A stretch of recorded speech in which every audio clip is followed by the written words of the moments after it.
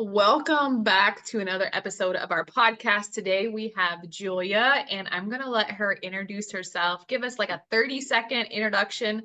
I'm not keeping time or anything over here, so go ahead. Awesome. Well, thank you both so much for having me today. So, I'm Julia Rock, the founder and CEO at Rock Career Development, and we are a leadership consulting firm based in Houston, Texas. And we simply help organizations to retain their best talent and get the best out of them through leadership transformation. So, we provide speaking, coaching, training, and consulting services to help organizations improve their leadership effectiveness.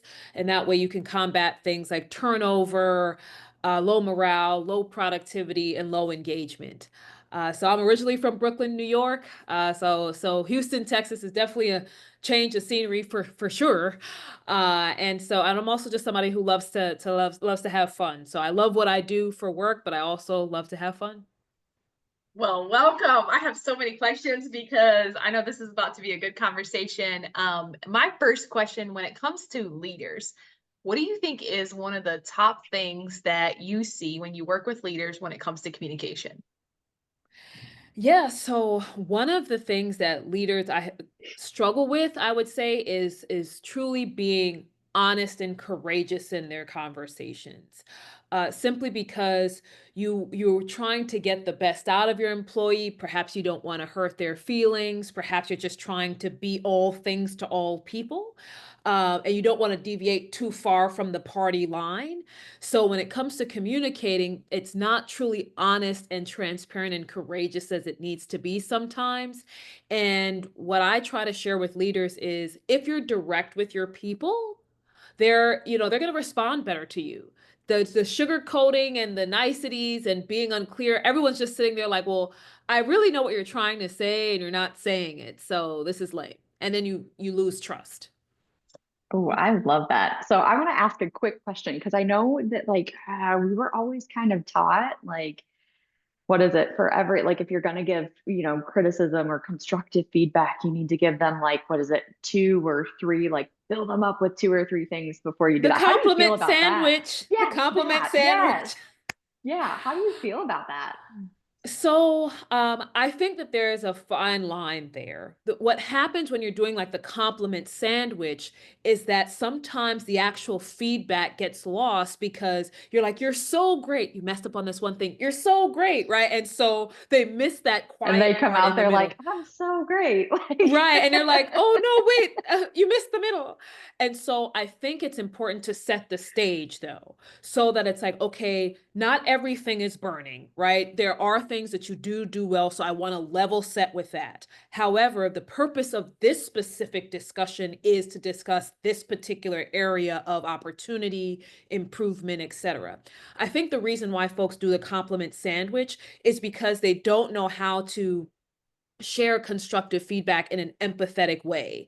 It's always like they want to just be able to say, you suck, right? And you can't really say that, right? So it's like, okay, if I can't say that, then what are my options? Let me do the compliment Then what the sandwich. hell do I say? Right. So that's how that so the compliment sandwich is safe, but they lose the essence of that. But if you knew how to communicate even constructive feedback with empathy, you can lean into that and the person would probably be receptive because we all know we have areas of opportunity.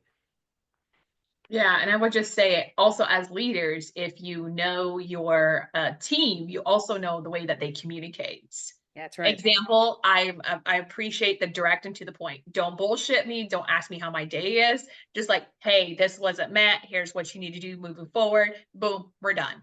Now, Yep. someone else on the flip side may need, they might actually want to know about their day and they might want to share these things before you jump into that conversation. Yeah. That's a huge point. I think because me, as I mentioned, I'm from New York, so it's a very similar thing. I don't need the BS. Don't try to cozy me And up in before you just Texas, give it to it's me. not like that.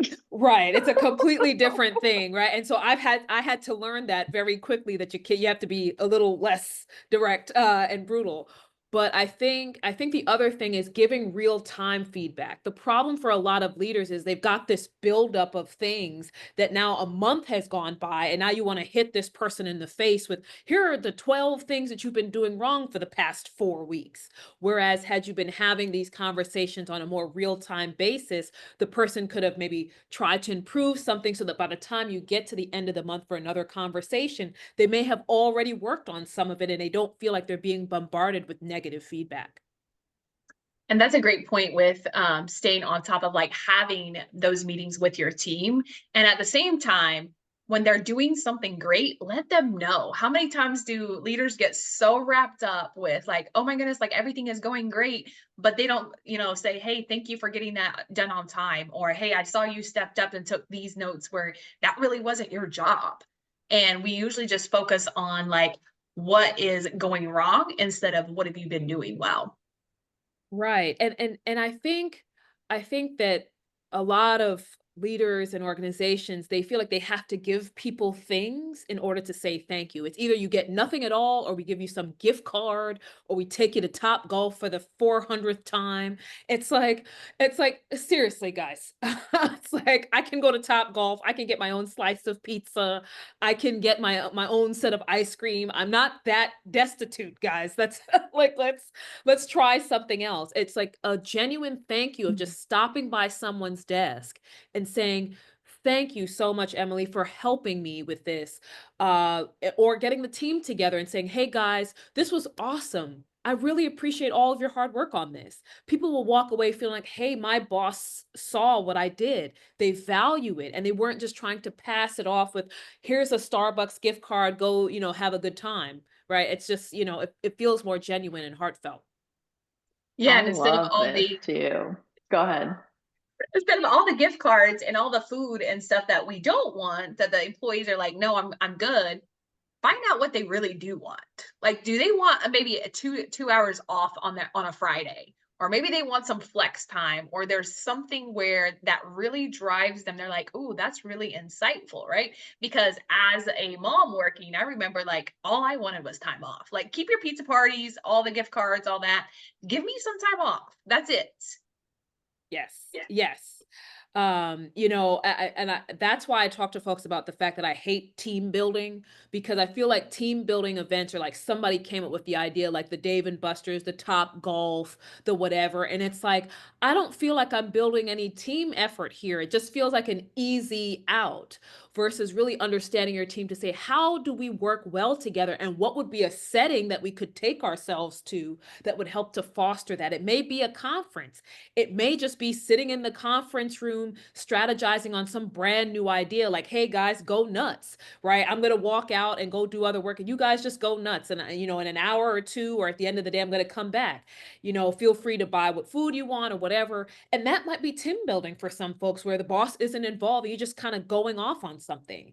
And so that's why I struggle with team building. So when I talk to organizations, I'm like, when you say team building, what do you actually mean? Is it just an activity to get people out of the office, or is it truly trying to create team cohesion and relationships?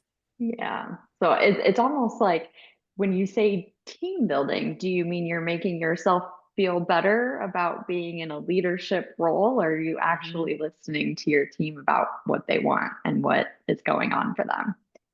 And I think Absolutely. that piece about like removing the boss from the situation, because Emily, do you remember when we used to do free day Fridays? Yeah. That's exactly what that made me think of. So we would all go out to lunch as a team, but like we would have the meeting beforehand, and it was normally like a super serious meeting, but I feel like on Fridays I was like how fucking fast can we get through this and just be done with this so we can all go to lunch together and just relax for an hour and not feel like we're, you know, doing Mhm. whatever. And it wasn't the expectation never was that like you have to come. It's like, hey, whoever wants to come, like this is where we're going. This is the time we're gonna go. Um, and then we would just be fucking people. Like we would just be, and I think, Relaxed. yeah, yeah, Relaxed and not worried about what you're saying or who's there. I mean, I hated going to the team dinners because I know that they wanted to just talk amongst themselves, but I had to pay as as the senior person on the team. So that's the only reason why I was there. But I would try to stay out as much of the conversations as possible because I didn't want them like, oh, Julia's watching us. It's like, truly, you guys have fun. I'll sit at this end of the table. You know, some of the managers that reported to me, we would chat. But for the most part, go off and do what you guys are doing. Whenever the check comes, I'm happy to pay it. But I tried my best to stay out of it because it just makes things uncomfortable. It makes the fun feel forced, right? It's like, ha ha, the boss is here. Let me laugh to make sure I'm on point. It would just be so uncomfortable for them. And I think leaders feel like we have to be in the mix of everything or else work isn't getting done or people aren't developing relationships. And it's like we've hired adults. We've hired competent, trustworthy, smart adults. They don't need us in the midst of everything. They just don't. Yeah. Yeah. So going back real quick, from I guess even just like a human perspective, but I'm just remembering like a much younger version of me in corporate world being like, it can almost be in our society difficult for us to apologize when we're wrong or when we've been assholes. And then it can also almost be like to give someone a compliment if you're not used to doing that. It's almost painful, right? It's like, no, I tell you, thank you for doing a great job, like especially in front of other people. Yeah. Like like you're putting on this facade. And again, this was me, right? Like work Julie was one completely different human from like outside of work Julie. And so what would be, I don't know, some recommendations or some things that you would tell people if they're in that situation where they're like, well, I would really love to like compliment my team, but they see me as this like, hopefully my face says it all, right? Like they see Yes. me as this like this asshole basically that is always just like bringing the hammer down. And now I've built up this like facade in this wall of like I don't really know how to connect with them to even begin to really thank them for the things that they do. And so here's the thing. Sometimes we have put things in our head that the team hasn't told us, right? We're thinking that they're seeing us as this asshole, but that's purely an assumption. No one has said anything to us, right? And so if we were to go and talk to the team, they probably would like, oh, okay, great, we can have this conversation. They may just be waiting for you to open the door. And so that would be the first thing is like, get out of your own head and assumption land and come back to reality with the rest of us, right? So that's the first thing. The second thing is your team is looking to see you as a human being. And you being a human being does not diminish your level of leadership, your courage, or direction. If you carry yourself as a leader, if you set expectations, if you drive to results, they're going to respect you. Just showing some level of humanity and vulnerability does not somehow erode all of that. And honestly, you begin to build deeper trust and connection with your team when you're able to be that vulnerable. I mean, I can't tell you how many times I have gone into a room with my team and said, guys, I don't know. I don't have the answer for this. I just need your help on this. And they're like, okay, we'll get it done. Right. Because sometimes they're like, why do we have to do this? This seems stupid. I don't get it, Julia. And I didn't have a good answer. And it's like, guys, I don't have a good answer. I'm being asked, I've pushed back, I've been knocked down. And so they're like, okay, let's get to work. Let's just get this done. Thank you for trying. Right. And so at that point, they saw my humanity. They saw that I gave it my best. I was unsuccessful, but I was vulnerable about it and not saying, not blaming the company, not blaming anyone else. It was just like, hey, guys, I just don't have the answers or I can't do it. And they're like, hey, we're willing to get on board. But they saw me as a human being and they saw me as someone who was interested in them. Right. Like, hey, guys, I'm interested in having your support here. I need your help. That also does something for your team. So we just got to get out of assumption land and get back to reality. I think that could be said for a lot of areas of life, right? Whether it's Fair. business or whatever it is, because we assume things and then we build this story, and all of a sudden we have this huge story build up that then we get to unlearn, unpack, and realize that really wasn't the story. Or we had a past experience where that past experience has built all these stories up. And now we get to unlearn that behavior. So I feel like a lot of times as adults, we just do a lot of unlearning. Absolutely. And if you don't mind me adding one more thing here, that's something about or how we can help to combat burnout. Part of the reason why we end up burning out is because we assume that people expect us to show up as superheroes doing all the things all the time.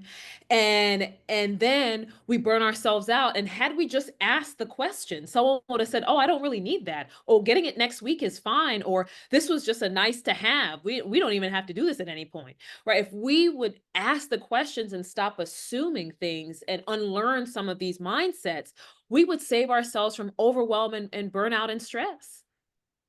Amen. I cannot even, that's just the mic drop right there, because of the fact that so many times we are like, especially if you're a high performer, if you have the habits of being a high performer, like you're constantly in this loop of like, let me work 150%. Or if you've been in a very like dominant industry, like we both came from like manufacturing industry. So in there, there wasn't a whole lot of female leaders, and you worked your ass off like 150%. So, but at the same time, if we can go back and ask, do we really need to do this and have these, we wouldn't have these burnouts or this cycle of like, well, high performance cycle is a whole other conversation. And also, if we're willing to ask those questions, like, do we really need this? That also shows a certain level of courage as a leader. Instead of just rolling over with every request you get, if you're willing to ask, "Hey, do we really need this?" You may be saving your team from a lot of work, but if you're just willing to play dead because someone asked you for something, now you're putting unnecessary work on the team that had you asked, someone would have said, "Hey, we really don't. I just thought it would be nice to have, but if it's going to take us too much time, let's scrap it." So, Yeah. Yeah. Challenge it.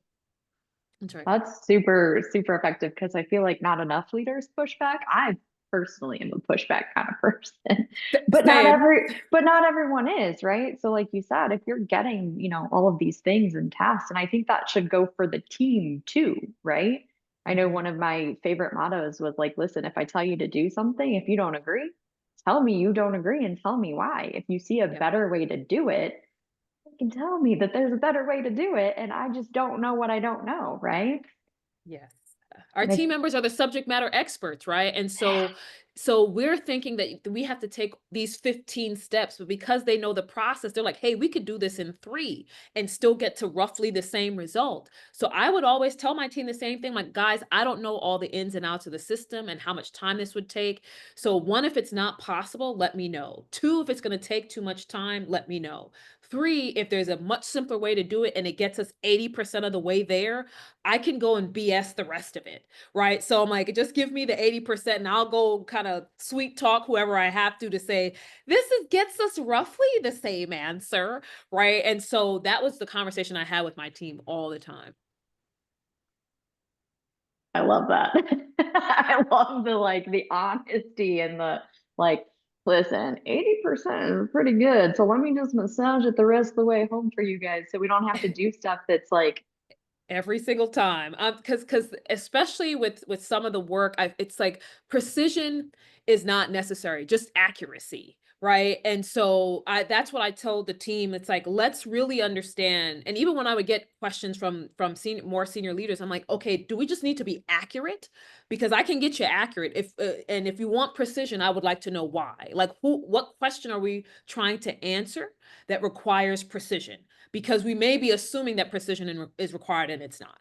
And so once they were like, "Oh, we just need it to be accurate or directionally accurate," I'm like, "Absolutely." Because then I'm like, the team will just give me what they could. I'm like, "All right, we just gotta do a little razzle dazzle on the back end here," and it solves it answers the question.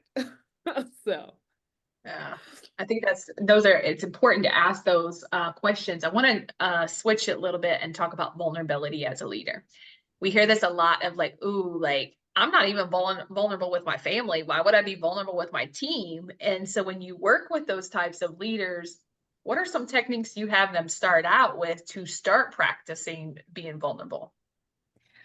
Well, I first start with some questions as to understanding their discomfort with leaders with the vulnerability. Like why does this make you uncomfortable? Like what's the concern here? And a lot of times is that, well, I don't want my team to think that I'm weak or that I'm not up to the job or I'm not whatever. And so it's always about an image thing with them. And what I try to help them understand is, you have an image of what a leader should be in your head because of what you may have seen in your own past. But the people you're leading now, you're assuming that their vision of leadership is the same thing. They're expecting you to support them. They're expecting you to remove obstacles. They're expecting you to drive and lead things, but they're not expecting you to be an unfeeling machine. They're not expecting you to always have the answers, or else you'd be super, super rich and not have a job, right? If we all had all the answers, why are we working? We would have figured this thing out. so they're not expecting that from you. And so I think it's my first thing is like, what's bothering you? And if it's truly that you don't want your team to see you as weak, the question is, if your boss came to you and was honest with you or vulnerable about something, would you think they were weak? Or were they just sharing something with you? And if your response is, honestly, I'm just grateful they told me so I knew what was going on, I'm like, why does that not apply to your team? And so we start with those just kind of reflective questions because sometimes we are able to get ourselves to the same answer. Before we do any techniques, it's like, just practice asking yourself, if I was in this seat, if this was the question or the issue being brought to me, how would I handle it? I'll give you a quick example. When I was in Argentina, I led a team, a large division there, and we were coming through the pandemic. And at a certain point, we had to return to the office. And I remember my team asking me, Julia, why do we have to come back? And honestly, I didn't have a good answer. It was just like the company wants us to come back, and I was super frustrated about that. And I had the reflection moment of, if I show that I'm frustrated, how will they interpret that? That Julia's not ready, she's not really a leader, she can't handle this. But I said, you know what? I'm going to go in the room and say, guys, I'm frustrated. I don't have a good answer for this. I've asked, my boss has asked, and we are not getting the best answer we can. But here's what I'm going to ask you to do. I'm going to ask you guys to just help me to meet the minimum requirement here so that we can still keep the balance, but at least we make sure that we meet the objectives of the organization. And I will tell you, after that meeting, one of my managers that was reporting to me came to me and she said, Julia, I'm so grateful that you came and told us because we felt like we were in this by ourselves, that we were the only ones frustrated. So knowing that you were frustrated too, lets us know that we're not crazy and that you're feeling the same thing that we're feeling. And so that was an immediate bond, a depth of trust that was created in that moment of vulnerability. And I just, I would encourage leaders who are listening, if think about people that you trust, if they were never vulnerable with you at all, how deep could your trust go with them? Because you don't know anything about them for real. They've got this mask on. But when someone is open with you and they take this mask off, how deep does that trust become? So. I love it. I absolutely That love would it. wrap that up in a perfect bow. Absolutely, because that's one of the things that we talk about all of the time. And like this is something as humans and as business owners that we've had to get really, really good at is leaning into vulnerability and leaning into being uncomfortable. And when you feel that resistance to it, you're like, okay, resistance happens for one of two reasons, right? Either it's because it's out of alignment or it's just uncomfortable. So then you just need to get to lean into it, right? So Exactly. And I feel like more leaders, we could heal a lot of our workplaces if a lot of leaders were more vulnerable. They're so afraid to be vulnerable, and so they create this disconnect with their teams. They're lacking the empathy. They're lacking the depth of connection, and so you have all these disjointed, disconnected workplaces, and that's why employees are disengaged, and many of them leave. And if leaders were willing to just try that tool just a little bit, they would probably see a huge difference in their relationships with their teams. And then it and also would trickle into their personal lives as well. that too. But it's Amen. like the Amen. more you do it, the easier it gets, right? That's right. Like It's the like a more muscle, right? It is. The more you work out, the stronger your muscles become, right? 100%, 100%.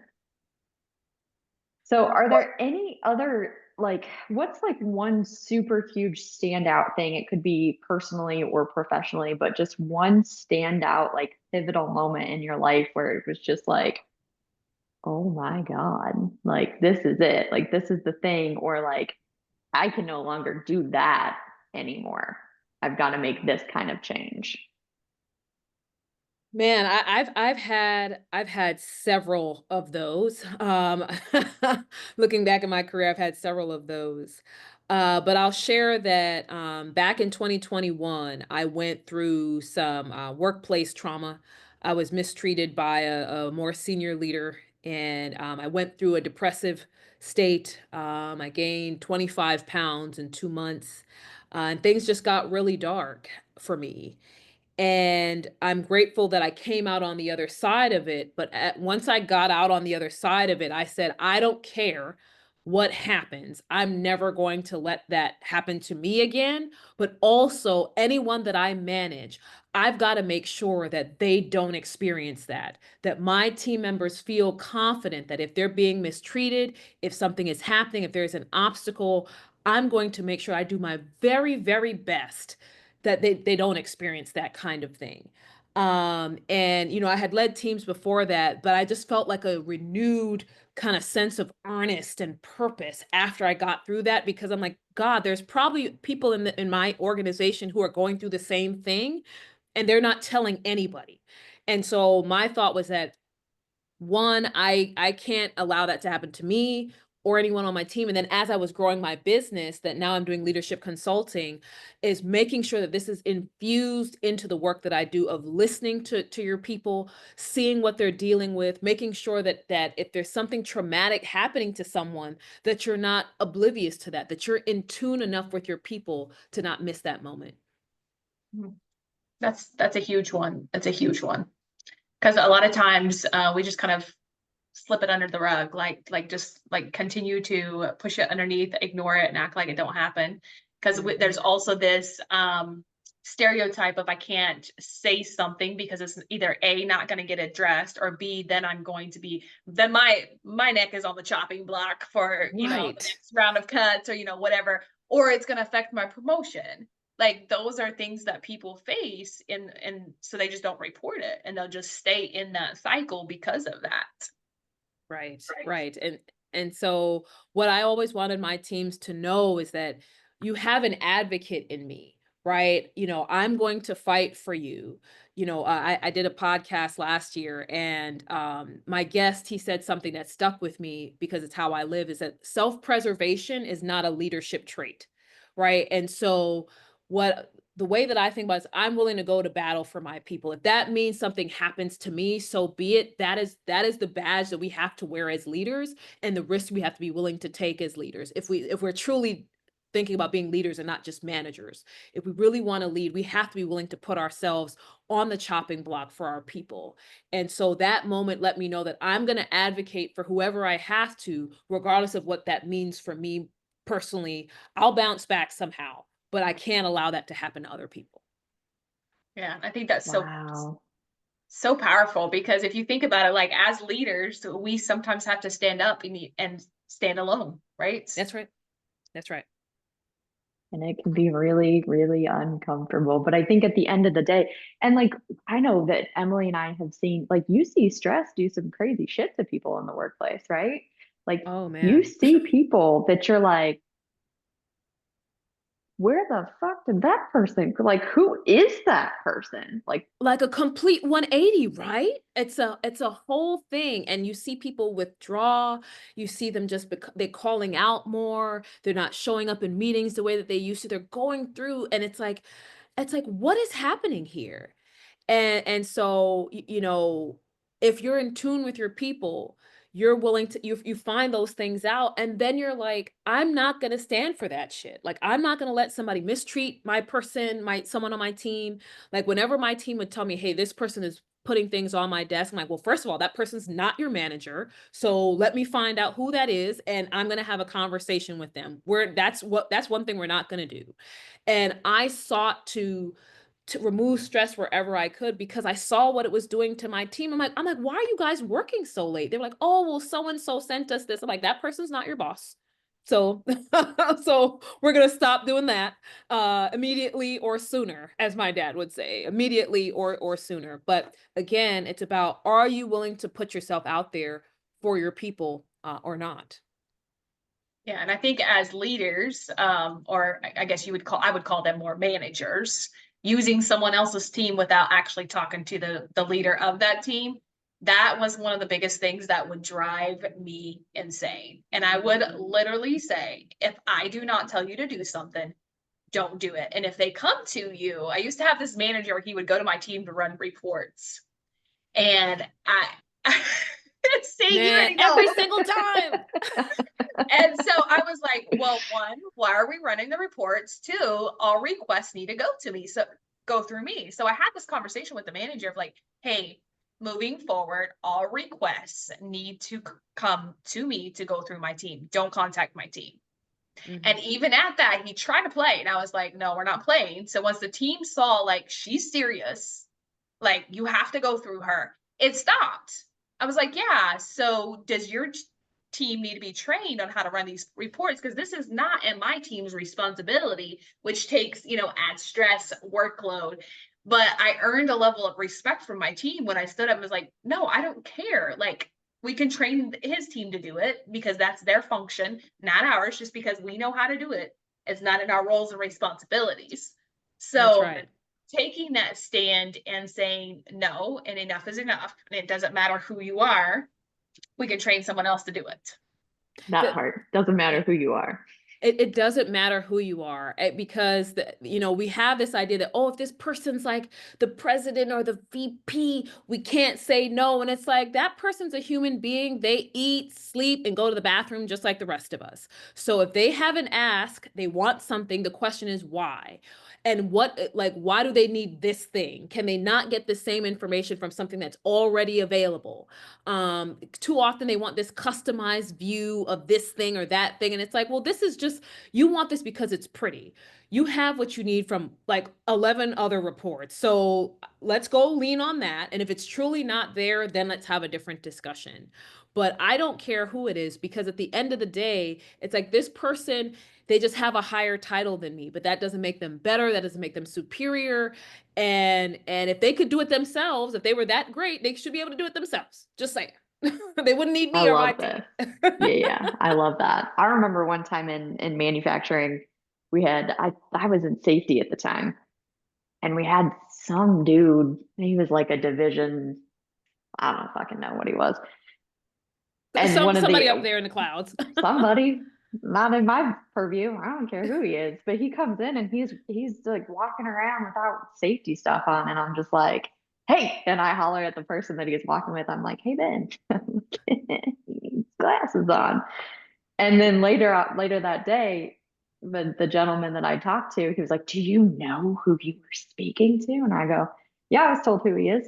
I don't care. I don't care. The rules are the same for everybody, right? Like, I don't give a shit if he is the actual president of the entire company, right? Who That's like cares? 100,000 plus people. I don't give a shit. Like, if he loses an eyeball because he's not doing, I've got to do the reports for it, right? Exactly. Exactly. It's gonna be far worse having to do a report for that person, right? So Oh it's like God, it's a and the idea that people don't have to follow certain protocols or rules just because they're at a certain position, that then lets other people in the organization know that they don't matter, right? Like, it's like, if you have to follow all these rules because you're an underling and the VP, gets to just do whatever they want, it's like, okay, so you're saying that I'm worth less. How does that make your employees feel? Why would they want to work in a place where it's like, oh, I'm seen as a second class citizen, right? And I know that that's kind of just generally accepted practice, but it sucks. yeah, It's exactly. like, Well, and it's see, bad. the guy himself, no issue. No issue. He went up to one of the other safety people later and he was like, oh, some lady earlier was saying that I don't have the right glasses on. Can you help me? I was like, that lady was me, because I was standing far enough away that I could hear. I was like, oh yeah, that was me. He's like, yeah, you. And he didn't care. He just wanted to do the right thing, right? But it was the person who he was with that had Who a put them chip on the on his pedestal, shoulder. right? Oh yeah. And I'm like, listen. So then every time he was at the plant, not the director guy, but the other guy, every time he was at the plant, I'm like talking to him. I'm like, all right, you want to play? Let's play then. Let's play. Man, oh It's man. that pedestal and putting the titles on a pedestal that does not work. It never At all. works. It doesn't matter. And I used to always take the approach when I have a team, if I am not teaching them how to replace me, I'm not doing my job. And Yes. to be able to develop them, and there are so many of past employees that have said that is the one thing that stuck with me the whole entire time, was like, you just poured into us and continued to develop, because I had the mindset of like, I'm not going to stay here, somebody needs to be training to take my spot. And I Mhm. think that is a huge thing for leaders today to understand. Develop them, whether you are trying to move up or move around or whatever, but pour into them. Don't let your title get you all out there in the world where you think you're too good to teach your team, because they probably are smarter than you anyways. You just have the title. Right. Too many leaders, we feel like once we get to a certain position, right, like we've arrived, right? We're there, we've made it. And so we don't want to look back and be helpful and like truly develop. We're always trying to manage up instead of developing the people who are coming behind us. And that's why you'll have these gaps in organizations, because they just manage up. They never train the people below them. So now it's like, who's going to step into your role when you want to move on? Because no one's equipped to do it, because you were too busy looking upward instead of helping those who are on your direct team. Yeah, this speaks a lot to the character of the person too, because True. it's like it's life or leadership, it doesn't matter. Like you've never fully arrived, because there's no end. It's like self-development. There's no end to self-development. Right. There's no end to leadership development. That's Like right. and if you think that there is, like you probably need to decide to do something else, because that Another it's career choice. Another career choice. exactly, because there's no end to this. And if you're not developing people, like how do you develop yourself if you're not developing your people? That's Like right. they've got things to teach you it's like a different perspective, right? Emily's perspective and my perspective, they're often similar, but they're never the same. That's right. That's right. Yeah. I mean, and I think that when leaders think about it in the context of development, because they think that there's a deficiency, and it's like, it's not that you're Mm, deficient in something, it's not that you're broken, there's nothing wrong with you, you're not necessarily missing something. It's more so, how can I be more effective? How can I help my team to achieve more? How can I get to another level? And so when you shift your mind to think about it in that way, you can approach leadership development and growth and with a more positive mindset. But it's like, hey, you're not broken. No one's saying that you're broken. It's more so, how do you get better and become even more effective than you are right now? Same thing with healing and personal development. That's right. Just because you are working through some trauma doesn't mean you're broken. That's You're right. yeah. constant That's growth. my That's like right. one of my least favorite things, right? Like you don't need fixing. You're not Right. broken. You don't need to be fixed. Right. You're just Like we improving. You're improving. exactly. That's right. Exactly. I think we've got to stop that. We've got to stop people from thinking that there's something wrong with them and that they're broken, because that's some bullshit. Like, Honestly, that's the best way to put it. I mean, society has told us that if you need therapy or something, it's like because something's wrong with you. And it's like, no, there's nothing wrong with you. I just want to be the best version of myself, which is something completely different. Yeah, and I think if we can switch it to look at it as constantly growing and evolving and expanding versus, I mean, I can either A, have the story, I have trauma that I'm constantly healing from, or I can decide that's not my story and I get to grow, evolve, and expand. And that trauma fuels whatever, right? It becomes, you no longer are the survivor, but more so you're thriving in life. That's right. Oh, I love that. I love that. I love that perspective. Different perspectives. We've got this joke about different perspectives because this last week on Threads, I offered a different perspective and I was considered toxic positivity.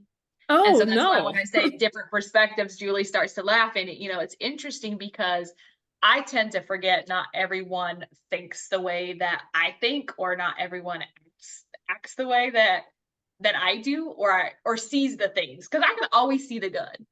No matter what, I can always see the good. That's just my perspective. And then when you get on the internet and share that, you're gonna get some pushback.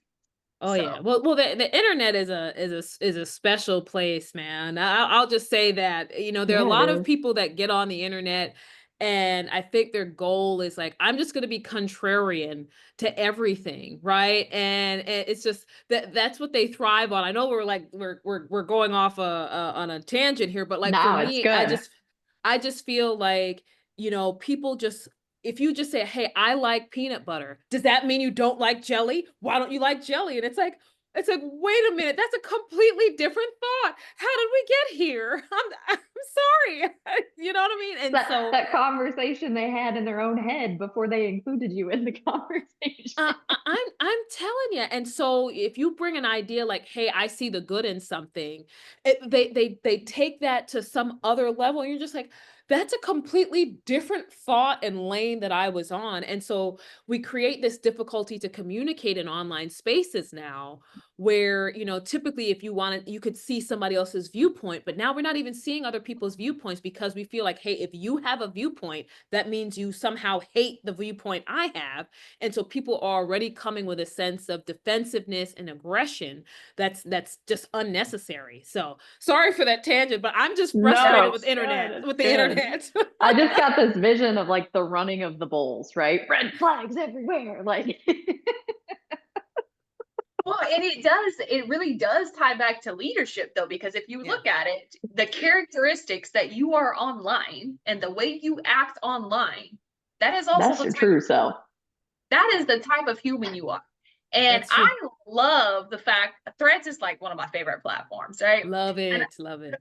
I love the fact that I can see what you commented on someone else's post, because now I can really see your character. Yep. And when your character is showing out and I don't know that I align, I just hit the unfollow button, just like the block and the delete button. Like they're there for a reason. Utilize them. Right. And I think that that's the other thing to make a point about leadership, and I'll just tie it back to self-leadership.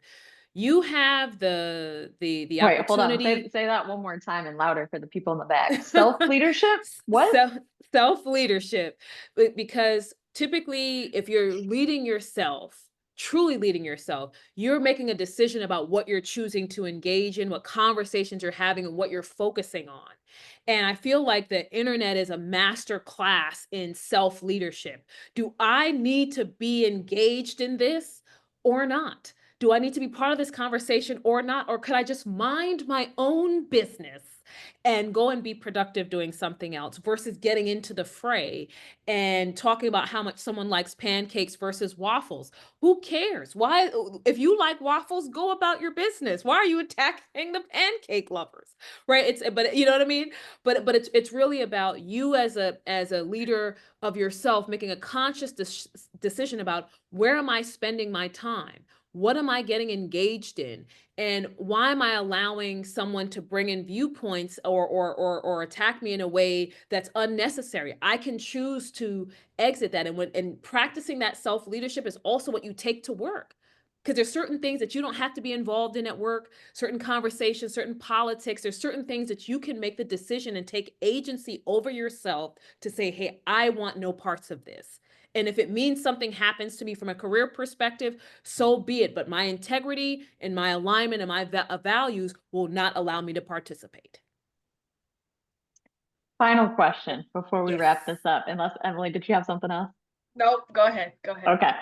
What I should start asking everyone this question because that's a perfect segue. What are your core pillars as a human being? Um, my core pillars, one of them is just rooted in my own Christian spirituality, right? So if it's not something that is aligned with God's will, it's just not for me. Even if it is a faster path to success or whatever the case is, but if I have to sacrifice that Christian value, I don't want it. The second thing is that I am not for sale. I am not for sale. You know, there are a lot of opportunities I could have had if I was willing to manipulate someone or do something shady boots. And I'm just like, I'm not for sale. It doesn't matter. Perhaps my path to success in entrepreneurship is going to be a lot harder for that, but my integrity is not for sale. And then the last thing is like, I'm not an island. My dad used to tell me this when I was a kid. No man is an island. And realizing that I'm not an island means that I have to continue to care about people. Typically, when you think about leadership or just in life, it's like, hey, you want results, you want them fast, step over who you have to in order to get to where you want to be. But I know that I can't do anything in this life if I'm trying to do it by myself. So caring about people in a genuine way, genuinely being interested in if they're doing well, if they have what they need, that has paid such dividends. One, it's just part of my character, but two, it's paid such dividends because when people see that you care about them, they typically will turn around and care about you. It's just that simple. So those would be the three core things I would say. Perfect. Perfect. I love Wrapped it. up with I both. love it. Thank And you. we'll also put, for those that are watching, we'll put all your links in the description so they can go follow you, Thank you. catch up and find all your amazing stuff that you are doing online. So Yes. any last thoughts that you have, Julia? Um, so I'll put it this way. Leadership does not have to be hard. We have overcomplicated leadership. There are 40,000 different books about how to be a leader. But if you reflect on how you would like to be treated in your life, at your workplace, if you think about how you would like someone to treat you at a high level, there's nuances, but when you think about, I want to be respected, I want to be valued, I want to be listened to, and I want to have purpose. That's how you would want someone to treat you at work. If you take those same principles and apply it to your leadership style, it makes things a lot simpler. And so I feel like we've overcomplicated the leadership process. So if you are listening right now and you want to think about becoming a better leader today, just do that self-reflection of how would I want to be treated? How would I want people to talk to me? How would I want to be seen? And apply that to your own leadership style. And with That's that, beautiful. go be a great leader and do the reflection, do the work, period. Period. Thank you for being here.